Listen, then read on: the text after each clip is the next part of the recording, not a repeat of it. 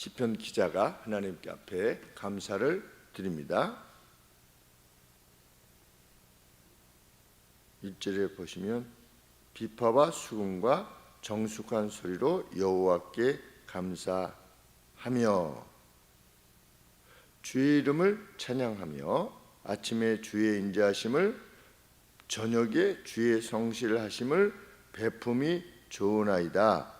이 베품이 좋으나이다가 이게 무슨 뜻이냐면 감사를 하나님 앞에 드리는 것이 선합니다 이런 뜻입니다. 마땅합니다 이런 뜻입니다. 하나님 앞에 감사를 드리는 것이 베품이 감사를 드리는 것이 참 합당합니다. 아침에 저녁에 그러니까 24시간 항상 주의 이름을 높이는 것이 합당합니다. 왜냐하면 4절 말씀에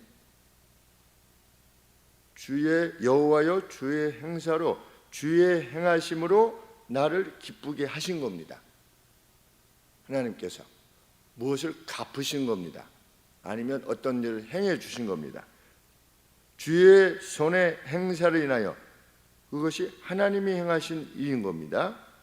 그것으로 인하여 내가 높이 부르리이다. 하나님께 감사를 드리게 될 수밖에 없습니다. 그것이 마땅합니다.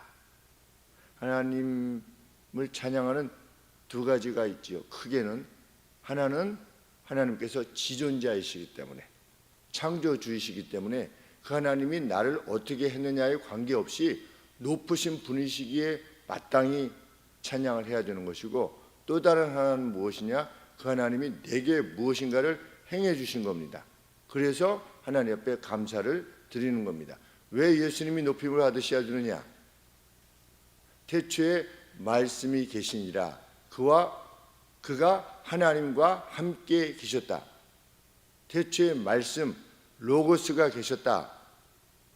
창조의 제1원인으로서 로고스라 불렀는데 그 로고스가 계셨는데 로고스가 이미 하나님과 성부 하나님과 함께 계셨다. 요한복음 1장 1절입니다. 그러니 그분은 곧 하나님이시라는 겁니다. 그분이 자기 백성 가운데 왔는데 그 로고스가 말씀이 자기 백성 가운데 왔는데 자기 백성이 영접치 아니하이다. 예수님은 누구로서 영광을 받으셔야 되느냐? 우리를 지어내신 창조주, 그를 위해 그에 의해서 세상이 창조되었다. 그래서 우리가 예수님을 높일 뿐만 아니라 십자가에서 우리를 대신 위해서 죽어주심으로 그 감사로 또 하나님 옆에 찬양과 영광을 돌리게 됩니다. 구약도 마찬가지입니다. 우리가 지존자여 높으신 분이시여, 우리가 시편금으로 검은고 이런 것들로 비파로 이런 것으로 여호와를 찬양함이 마땅합니다. 왜? 내게 행해 주신 그 어떤 기쁜 일이 있었던 겁니다. 그런데 5절 말씀에 여호와여 주의 행사가 어찌 그리 크신지요 주의 생각이 심히 깊으시나이다. 그 과정에 대해서는 그것이 다 이루어질 때까지는 이게 무엇인지 모르는 겁니다. 이 시편 기자가 왜 이렇게 하시는지 모르는 겁니다. 가령 예를 들면 요셉의 상황, 요셉이 애굽의 총리가 되어서 이렇게 돼서 나중에 자기 아버지 야곱의 가족 70명을 이렇게 데리게 들어올 때까지는 하나님이 왜 파셨는지, 왜 노예가 되었는지, 왜 감옥에 갇히게 되었는지 이런 과정 가운데 하나님이 이루고자 하시는 일에 대해서 전혀 알 수 없는 겁니다. 그런데 결국 하나님이 행하신 걸 보니까 우와 하고 지금 찬송을 하는 겁니다. 5절 말씀에 여호와여 주의 행사가 어찌 그리 크신지요 주의 생각이 too deep 그랬습니다. too deep, very deep, very 매우 깊습니다. 내 생각은 너희의 생각과 다르며, 하나님께서 이렇게 말씀하셨죠. 내 생각은 너희 생각과 다르다. 하나님 왜 나한테 왜 이러시는 거야? 이럴 수 없다는 겁니다. 왜? 뒤에 가보면 왜 홍해가 가로막혀 있는 거지? 왜 이리로 데리고 온 거지? 하나님의 능력을 보여주시기 위해서.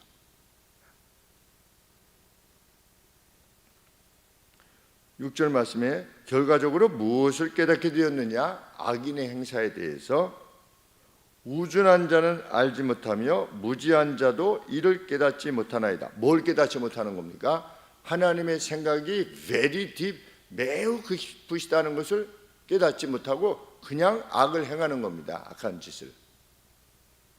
그리고 그 악한 짓을 통해서 번영해 보이는 겁니다. 그런데 믿음이 약한 하나님을 믿는 사람들은 그것을 보면서 부러워하는 겁니다.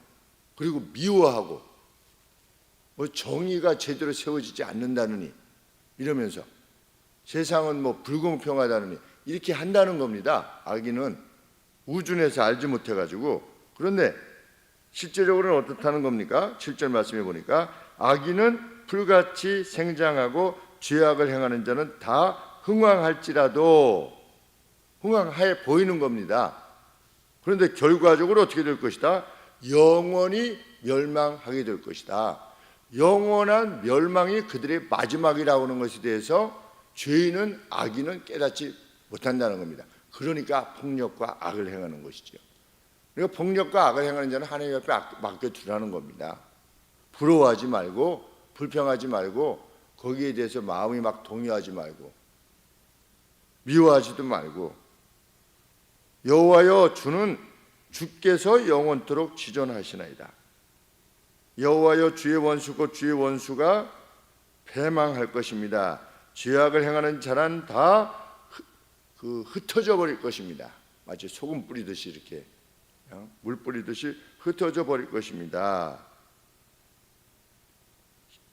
악인에 대해서는 그러는데 10절에 그러나 주께서 내 뿔을 들새의 뿔같이 높이셨으며 영광을 돌려주신 겁니다. 하나님께서 내게 신선한 기름으로 부으셨나이다.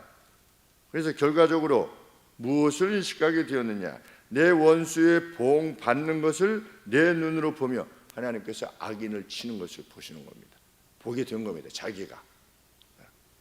그리고 일어나 나를 치는 행악자에게 보응하심을 내 귀로 들었도다. 하나님의 사람을 대적하는 일을 하나님께서 가만두지 않는다는 것을 자기의 귀로 듣고 눈으로 보았다. 지금 그러니 하나님을 찬양할 수밖에 없다. 그런데 그 과정은 정말 힘들었다는 거죠. 하만이 이스라엘 사람들을 다 죽이려 했을 때 얼마나 기세가 등등했겠습니까? 그런데 왕이 하만을 자기가 준비한 장대에다가 달려서 죽게 하신 하나님의 놀라운 은혜. 그리고 사자굴에 던져지게 될 때 그들이 왕을 속인 거죠. 황제를 속여가지고 이렇게 했는데 사자굴에 죽이려고 했는데 오히려 이놈들을 다 집어넣어라 그래서 사자가 땅에 바닥에 닿기도 전에 다 사자가 잡아먹었다. 그것을 본 겁니다. 의인들은, 하나님의 사람들은.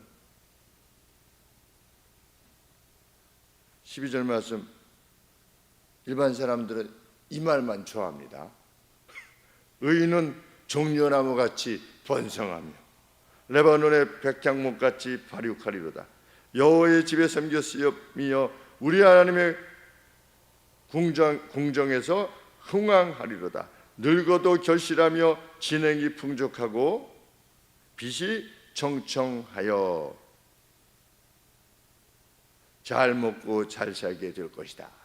이것이 강조되는 바가 아니라 무엇 때문에 그렇게 하나님이 만들어 주시느냐? 15절 말씀에 여호와의 upright, 하나님의 오르심을 나타나게 하기 위하여 하나님께서 어떻게 하신다는 겁니까? 종려나무같이 번성하며 백향목같이 발육하고 늙어서도 결실하며 진액이 풍족하고 빛이 청청하게 만드실 거다. 누구처럼? 갈렙처럼. 그러니까 갈렙 80 이상이 되었는데도 불구하고 내가 지금 40년 전에 그 애굽에서 나올 때나 지금이나 똑같다는 거죠. 저 산지를 주옵소서. 난공불락의 예루살렘 이 산지를 주시옵소서. 다른 사람 안 걸려고 하는. 그것을 통해서 하나님이 무엇을 드러내신다? 하나님께서 upright 하시다. 하나님은 의인에 대해서 갚으시고 악인도 갚으시다라고 하는 것을 이 사람이 오래 살게 하시면서 어떻게 하는 겁니까? 보여주시는 겁니다. 야, 저분 봐봐. 저 장로님 뵈봐. 저 집사님 뵈봐. 권사님, 저 나이가 되시도록 저렇게 이렇게 되시잖아. 하나님 섬김이. 하나님께서 그렇게 만들어 가신다는 겁니다. 장수도 분명 하나님이 주신 은혜입니다. 이 덧없는 세상 빨리 갔으면 좋겠다. 성경은 그렇게 말씀하신 적이 없어요. 장수하면서 하나님께서 내게 베풀어 주신 그 은혜가 무엇이었는가를 60살이 말하는 것하고 80살이 말하는 것하고 100살이 증언하는 것하고 다릅니다. 그래서 김영석 교수님이라고 하는 분이 내가 100살이 되어 보니, 그러니까 젊으셨을 때보다도 더 유명해졌죠. 연대 철학과 교수님이신데 그분이 모르겠습니다. 그때 섬겼던 예수님, 젊으셨을 때 썼던 예수님은 좀 성경이 말하는 예수님하고 조금 다른 형태라서 뭐 이렇게 제가 뭐 그분의 책을 읽거나 이러지 않고 그냥 철학자로서 선하신 분으로서 이렇게 이해했었는데 지금은 어떠신지는 잘 모르겠지만 그분이 100세가 되어 보니 예수님을 말씀하시는가?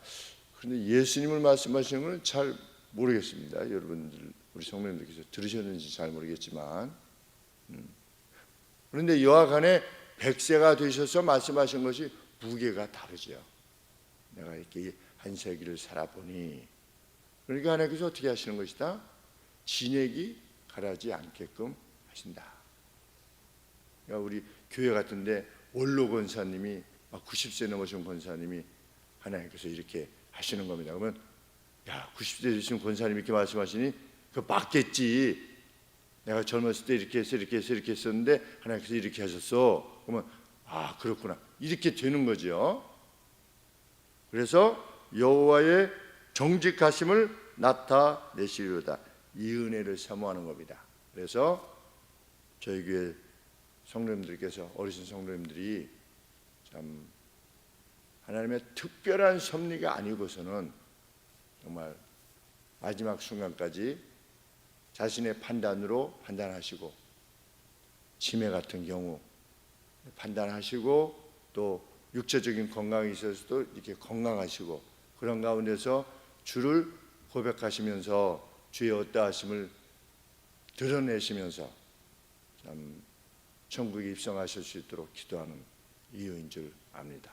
그리고 하나님께서 그 은혜를 이미도 베풀어 주셨고 또 앞으로도 베풀어 주실 줄 믿습니다. 우리 최병철 성도님 참 믿음 생활을 하시다가 그 전주까지 이렇게 하시다가 또 하나님께서 부르시고, 저희 아버님도 또 마지막 순간까지 이렇게 자녀들 다 보시는 가운데 한 80 중반 정도 하지만 가도 사실 장수라 우리가 이렇게 말할 수 있는데, 하나님께서 그러한 은혜들을 우리 모두에게 그 이상의 은혜를 허락해 주시옵소서. 참 믿고 하나님을 신뢰하는 가운데 하나님께서 우리에게 또 그런 은혜를 베풀어 주실 줄 믿습니다. 기도하겠습니다. 하나님 아버지, 이미 이렇게 확인되어진 내용, 하나님께서 우리 인생을 대하시는 그 생각이 심히도 깊다라고, 결국은 그렇게 주의 의로우심과 주의 바로섬을, 정직하심을 깨달았다고 고백하는 이 고백이 저희의 고백입니다. 하나님, 저희도 이 찬송의 내용들을 남기고 주의 나라에 입성하게 하여 주옵소서. 감사합니다. 이 같은 진리를 깨닫게 하시니 감사합니다. 예수님의 이름으로 기도합니다. 아멘.